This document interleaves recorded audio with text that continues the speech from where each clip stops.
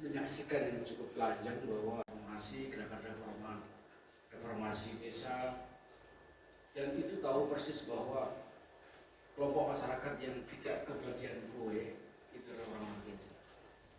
Mengapa kita relevan membicarakan itu? Karena demokrasi itu kaitannya langsung dengan nasib rakyat desa. Nah, saya ingin mengajak ini, kira-kira Presiden Prabowo dengan rejim yang itu tidak lain juga kelanjutan atau metamorfosis dari Orde Baru ini, kira-kira bagaimana memperlakukan desa? Para pembangunan desa di bawah pemerintahan Prabowo Subianto itu mengalami apa yang disebut dengan diskreditasi, yang itu kita tandai yang begitu nyata, diantaranya banyak orang ketipu. Nah, kita lihat bahwa kemerosotan drastis kaitannya dengan kewenangan desa.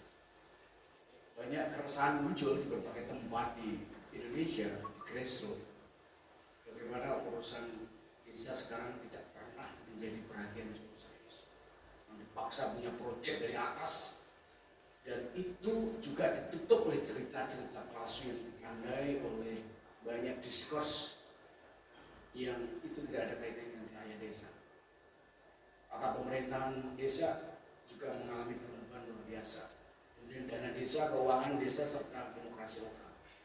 Beberapa topik yang saya ceritakan ini membuat kita mengingatkan kembali seberapa penting kita bicarakan desa. Ya, kalau bicara tentang demokrasi, ya bicara soal desa. Karena lebih dari 75.000 masyarakat desa di Indonesia, yang di dalamnya juga ada masyarakat adat, apalagi yang mereka juga mengalami eksklusi yang secara sistematis. Ya, kita harus mengingatkan bahwa sebenarnya menjaga otonomi desa, keluar dari reformasi, salah satunya Undang-Undang Nomor 6 tahun 2014 itu adalah undang-undang yang dipakai sebagai alat legal untuk melakukan perawaran karena kegagalan otonomi daerah. Hari ini kita juga menyaksikan betapa kasus-kasus kerusakan lingkungan peristiwa bencana yang terjadi di Sumatera. Itu menjadi sinyal buat kita semua bahwa negara tidak membuat prioritas penanganan hak rakyat. Dan ada tidak terlalu sulit sekarang akibat dari keterbukaan, reformasi, kebebasan itu mudah kita bisa memperoleh informasi.